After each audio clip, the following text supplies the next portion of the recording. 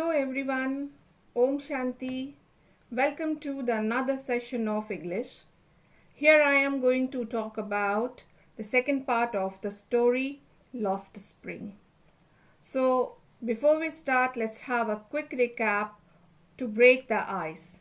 In the first part of the story, we talked about the grinding poverty of the rag pickers of Simapuri. There was a boy, Sahib-e-Alam, who was a rag picker, and he had nothing else to do than to pick rags. The second part of the story deals with the life of Mukesh, who belongs to the family of bangle makers of Firozabad. Nearly 20,000 children are engaged in this business, and the law that forbids child labor is not known here. Life in dingy cells and working close to hot furnaces make their children blind, and when they step into the adulthood, they can neither think nor find a way to come out of this trap. The politicians, middlemen, policemen, and bureaucrats all obstruct their way of progress. Let's talk about the women. The women in the household just follow the tradition because they consider it as their fate. But Mukesh is quite different from rest of the folk there. He dreams to become a motor mechanic, although the garage is far, far away from his house. Yet he thinks to walk. He is ready to walk. When the writer comes across this boy, Mukesh, and she comes to know about his attitude and his dares that he wants to be his own master, she wants to know more about him. And then she comes to know that he does not hesitate and his attitude is quite different from others in Firozabad. The determination and strong will seems to be as firm as a rock. Though his dream appears to be vague, unclear, like a mirage, yet he had different ambition to fulfill. In that he is ever ready to do anything and everything. Mukesh, the son of a poor bangle maker of Firozabad, has a dream of becoming a motor mechanic. He wants to learn to drive a car. He thinks of joining a garage to fulfill his dream.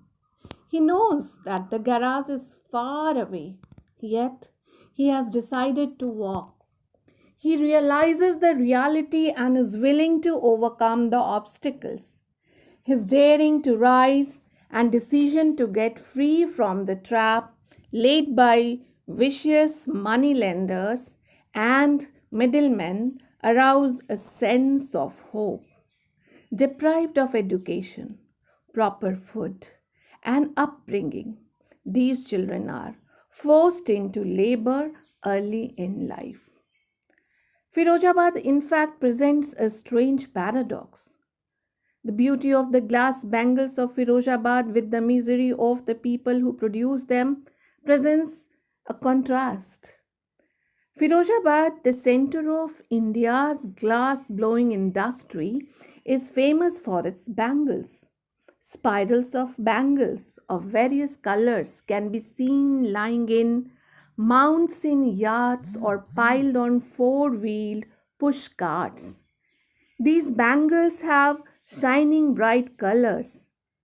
The bangle makers lead a miserable life. They know no other work than bangle making. They have neither courage nor money to start another trade or job. They have spent generations in the clutches of middlemen and money lenders. Extreme poverty forces them to remain hungry and yet work all day.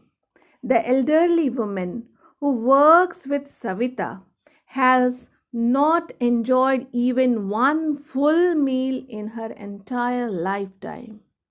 Her husband has made a house for the family to live in. He has achieved what many have failed in their lifetime.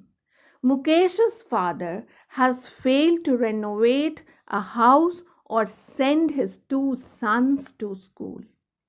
Young boys are as tired as their fathers. Their work at hot furnaces make them blind prematurely. Now, Mukesh is quite different from the other bangle makers of Firozabad because he has the courage to take initiative and break from the traditional family occupation. He has a strong willpower also.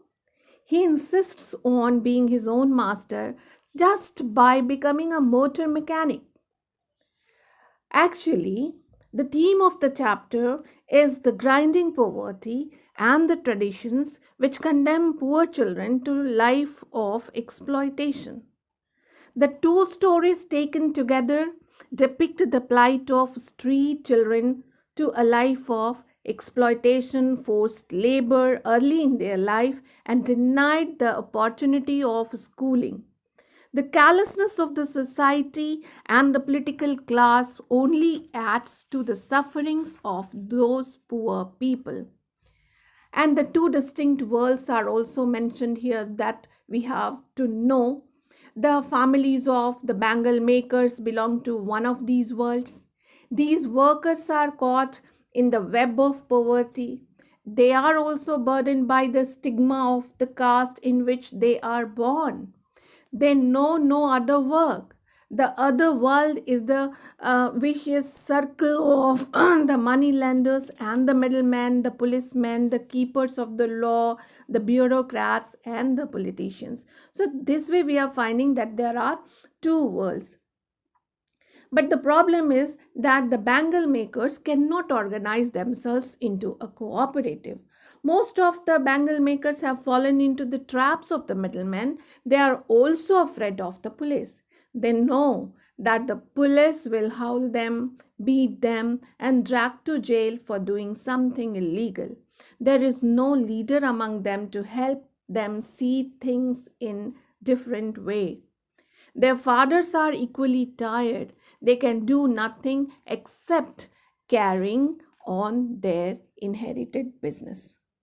So, this way we can understand that deprived of education, proper food, and upbringing, these children are forced into labor early in their life. Here I want to tell you about Dr. Kurian, who single-handedly and with great opposition from middlemen brought all the milk families of Gujarat under one umbrella. So to do anything else would mean to dare.